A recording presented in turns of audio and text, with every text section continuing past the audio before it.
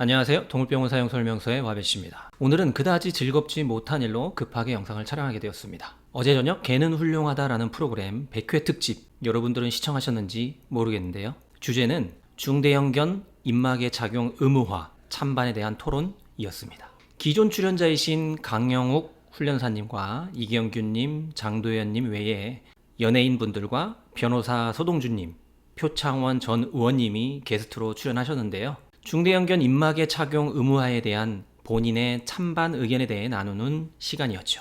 표창원 전 의원님을 제외한 모든 분들은 무조건적인 입마개 착용에 대해서는 반대 의견을 피력하셨습니다. 사실 입마개 착용을 찬성한다, 반대한다의 이분법적인 논리라면 연예인분들 입장에서는 곤란할 수밖에 없을 것 같네요.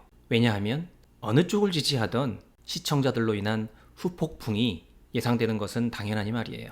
사실 반려견을 키우는 입장인 분들에게 무조건적인 입마개 착용은 불합리하다고 느껴질 수밖에 없는 것이 사실이죠. 하지만 어린 자녀를 키우시거나 노약자분들이 계신 가정 또는 개물림에 대한 경험이나 트라우마가 있으신 분들에게는 당연히 필요한 법안이라고 생각되는 게 맞을 것 같습니다. 현재 우리나라 동물보호법에서는 맹견을 5품종으로 정의하고 있어요. 이 5종에 대해서만 입마개 착용이 의무화되어 있죠. 하지만 이 맹견의 비율은 전체 반려견의 1%도 채 안 되는 게 현실입니다. 이 상황에서 하루에 6건 정도의 개물림 사고가 우리나라에서 발생하고 있습니다. 미국에서는 맹견을 견종으로 구분하지 않고 상황이나 행동으로 분류하고 있죠. 주별로 다르지만 미네소타나 오하이오 등지에서는 움직이는 물체를 향해 달려가는 성향이 있는 아이들을 맹견으로, 뉴햄프셔 등에서는 낮에 30분 이상 짖거나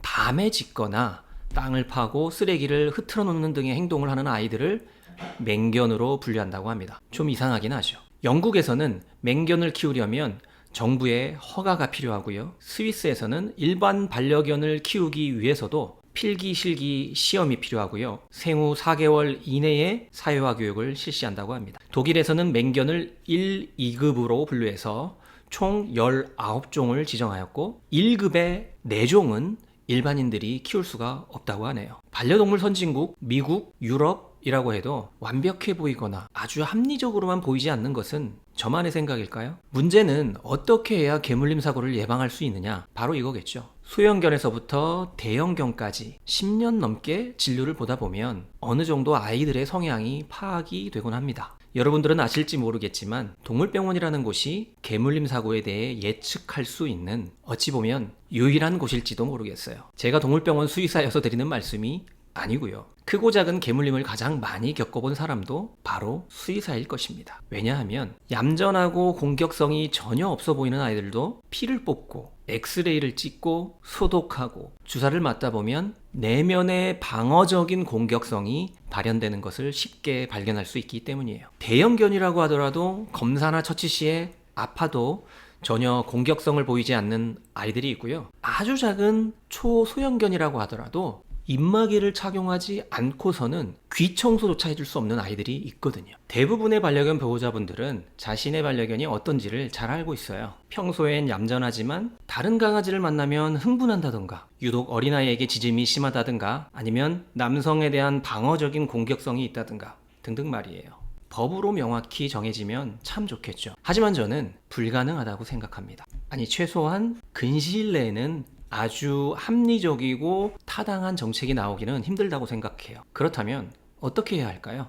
하루에 6건이나 일어나는 개물림 사고를 두고 볼 수만은 없지 않겠어요? 제가 생각하는 가장 중요한 것은 반려견 보호자의 인식이라고 생각합니다. 내 반려견의 성향을 객관적으로 잘 파악하고 그에 맞는 조치를 스스로 취하는 것이죠. 그러기 위해서는 보호자에 대한 교육이 꼭 필요합니다. 강아지를 키우기 전에 보호자를 교육할 수 있는 시스템이 꼭 필요하다고 생각해요. 스위스처럼 점차적으로는 의무교육과 자격시험 제도까지 도입해야 한다고 저는 생각해요. 그러기 위해서는 개훈령에서 표창원 전 의원님이 말씀하셨던 것처럼 동물보호, 동물복지를 위한 기관이 꼭 필요합니다. 현재는 농림축산부에서 이 모든 일을 감당하고 있는 것으로 알고 있어요. 제가 동물병원을 운영하고 있는 여기 서울 강남구에도 이와 관련된 일을 하는 공무원이 강남구청에 딱 한 분인 것으로 알고 있습니다. 처참한 현실이지 않습니까? 우리가 요구해야 할 것은 입마개 착용 찬성이다, 반대다 이렇게 서로 편을 가르고 법안을 위한 압력을 가하고 단체 행동을 하고 하는 것이 먼저가 아니라 정부에 반려동물의 보호와 복지를 위한 기관을 만들어 줄 것을 요구하는 것이 더 낫지 않을까요?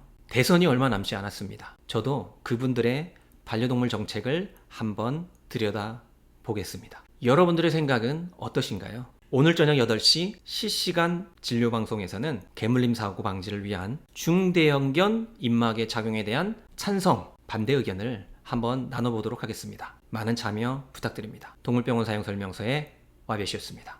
감사합니다.